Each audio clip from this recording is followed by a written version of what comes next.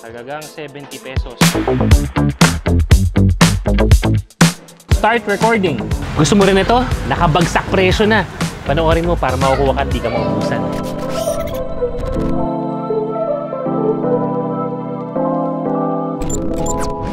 Okay, time check tayo mga brother. Pasado, mag-aagas 10 ng gabi. Sarado na yung One Moto Avenue. We decided food trip muna tayo. Dito lang, malapit lang sa shop natin sa Bulacan, sa Philippine Arena. Ito mga brother, yung pupuntahan natin, makagagpas lang to ng Philippine Arena, tapos yung sa kabila, tatawid lang tayo ng tulay sa may bypass. May food park kasi doon. Madalas na namin napupuntahan, pero hindi ko pa talaga na-video. Sabi ko, perfect time na rin to para mag-food trip ngayon. Kasi, syempre, kailangan mo na-rewardan yung sarili mo, di ba? Na pagod na pagod ka, tapos ang daming ginagawa. Food trip tayo ngayon, yun yung pupuntahan natin. Tapos nakapansin nyo, walang mga poste dito. Pero tingnan nyo yung video ko ngayon. Yan. Kita. Ayan ha. Dito na lang banda may poste, yung dinadaanan natin kanina. Wala talaga. Pero yung poste dito, hindi rin naman ganun kaliwanag. Ang tinatry ko ngayon mga brother is yung pure video mode nitong Insta360 Ace Pro ko. Medyo nasa akin na rin to a few months ago. Pero hindi ko masyadong nagagamit sa gabi. One of the spectacular features ng Insta360 Ace Pro ay ang kanyang low light shots. So I'm not sure how this goes. Magagaman ko na lang pagdating sa editing. Pero yan, nakikita nyo na ngayon kung ano yung produkto na sinasabi kong low light shots using the pure video ng Insta360 Ace Pro.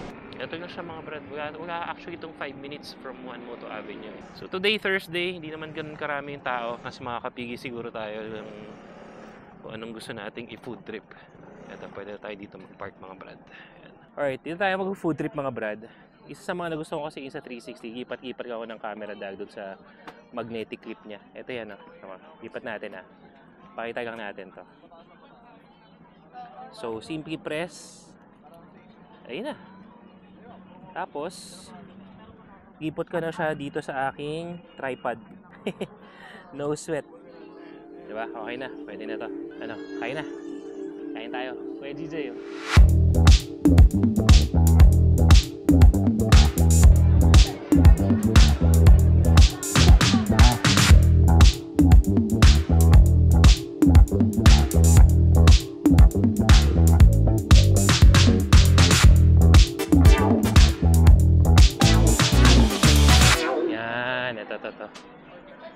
Pastil sulit.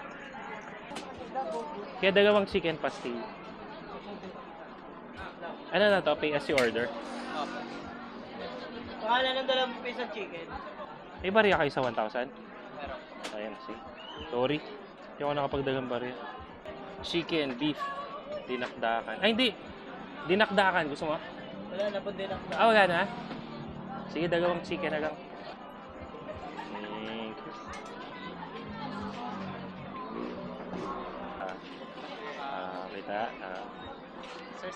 Halagang 70 pesos.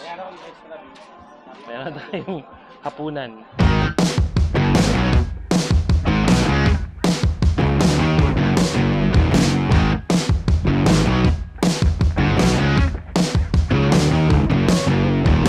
Tapos yung 35 peso meal natin ng chicken pastil. Gutom pa kami, hanap pa tayo ng iba pa. Mas kakainin natin. Next target, burger naman.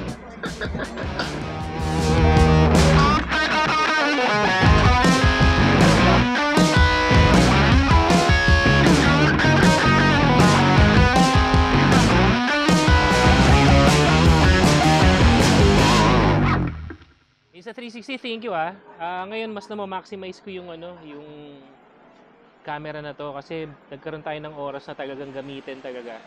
Usually hindi ganun pag nandiyan yung camera, salpak mo na, gamitin mo na, salpak mo sa helmet mo, salpak mo sa motor.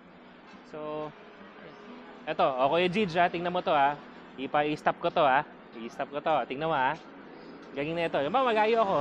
Yung ba magayo ako ganyan. Tapos na ako mag-record. Shoutout kay Kuya GJ. Stop recording. Start recording. Ayos. Perfect, gumagana. May voice command pala ito. Ilang buwan ko nang gamit tong tong camera to. Hindi ko alam na may voice command pala. Anyway, na kami. Tapos na sa chicken pastil. Wala masyado yung mga ihaw-ihaw eh. Naghahanap-hanap kami ng mga ihaw-ihaw, yung mga talagang literal na usok. Tapos yung fresh off the grill kakainin mo, pero wala. So nadaanan naman namin tong grilled burger, legit na beef burger talaga. Yun yung kakainin natin ngayon. So time to get our hands dirty.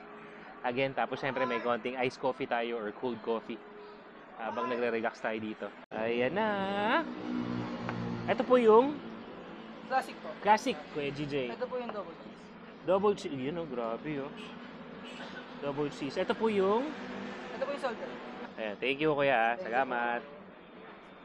Pumuputok-putok na cheese para sa ating double cheese. Time to eat. And salted caramel. Let's go.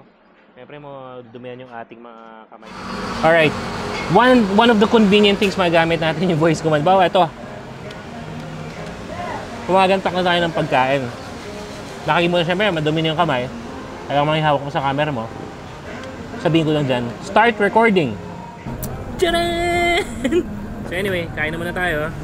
Ang aking double cheeseburger. Kaya, stop recording muna. Ayos to!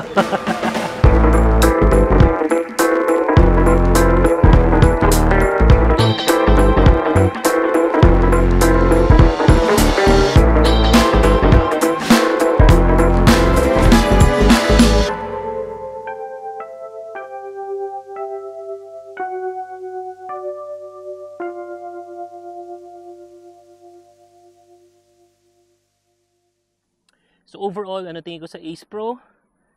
Sulit sobra. But let me just walk you through to some of the specs tsaka features na nagustuhan ko talaga kay Ace Pro. Sabi ko nga, ginagamit ko na to for how many months now, pero ngayon ko mas na-realize at mas naging advantageous for me in terms of how I do my vlogs pagdating dito kay Ace Pro. Katulad ngayon, no, alas 11 na ng gabi, I still have, nakikita nyo naman sa camera, I still have very good light using the different modes and settings na nakuha ko at napoproduce ni Ace Pro. Unang-una, I love the flip screen. Kumbaga, it gets you better framing, lalo-lalo na pagdating sa mga selfie shots. Tsaka mas malaki siya. Hindi ko tulad ng mga iba na ganyan lang, di ba? Parang kalahati lang ng camera yung sakop niya. Also, multi-purpose din to. You can use this sa mga POV shots. Katulad nakita niyo, di ba? Inipit ko lang siya dito so I can use both of my hands na talaga namang gives more life dun sa video mo. Without the need for any accessories or just to create better angle. Pwede mong ipangkalang, isabit, yung ganyan. So, very useful yung flip screen niya. Pangalawa, the Ace Pro can shoot in 4K up to 120 FPS. Or pwede nga rin 8K up to 24 FPS. So, mataas na talaga yung range and quality ng camera specs nito. You would also have different color mode. Mostly I use vivid settings, yung mga normal lighting conditions. When it comes naman dun sa quality ng picture, I often use yung Active HDR for better shot exposure, mas maganda yung balance ng kulay niya, tsaka mas natural yung colors. Sa mga medyo magaslaw nating shot, di ba, yung mga naglalakad tayo, we're going around dun sa food park kanina, very useful naman yung flow state stabilization feature na to, which you can adjust naman to your preference. Pwedeng yung high as in yung sobrang stable na sobrang smooth. Pwedeng yung mid lang or low para mas maramdaman mo naman yung mga bumps, yung mga yung tipong you're also one with the action. At saka siguro ang favorite ko talaga, the feature for the Ace Pro is really having the pure video. Ito yung gamit ko katulad ngayon. Ang lakas ng loob ko na mag-vlog using the camera from my Ace Pro or yung shot galing mismo sa Ace Pro. Dahil kahit na low light yung setting natin, ang liwanag nakikita nyo naman. Again, it is already 11 in the evening and meron lang ako mga poste dito, but overall, kumbaga madilim pa rin yung paligid natin. This setting gives me better light, better overall compression ng video, kaya ano rin mapapansin mo, it takes away yung mga grainy shots, yung parang masyadong maraming noise sa frame na masagwa na paggabi. So sana nga sabi ko kay Kuya GJ, ito na sana yung ginamit ko ng Libot Pilipinas last year. Hindi pa kasi available to. We could have produced way better videos sa mga ganitong quality ng mga low light shots natin, yung mga shots natin sa gabi. Meron din tong gesture command, pero na-enjoy ko talaga yung voice command. Imagine, kumakain na ako ng burger, syempre madumi na, ayokong hawakan yung camera ko, just voice command lang to start the recording or yung mga mark that and all that stuff. sobrang useful. So again, if you want this type of quality camera, this is your chance dahil from November 6, actually ongoing na by the time you watch this video, hanggang November 20, Insta360 is having a sobrang bigating sale to the point that this Ace Pro, you can get this at 33% discount. Imagine mo, 33% discount ang mawawala or ang mababawas sa presyo ng Ace Pro. So take advantage of it. Kung gusto mo naman yung ibang camera nila, it's also on sale. Katulad nung Go 3S, yung X4 na bago ngayon, it's at 15% off. Yung Go 3, isa rin sa mga bagong camera na maliit, it's at 20% off. Yung mga accessories na gusto mo, it's also at 10% off. So, you know, shop away. Kung gusto niyo ng shopping link na legit na Insta360 talaga, maiwasan yung mga scammers and all.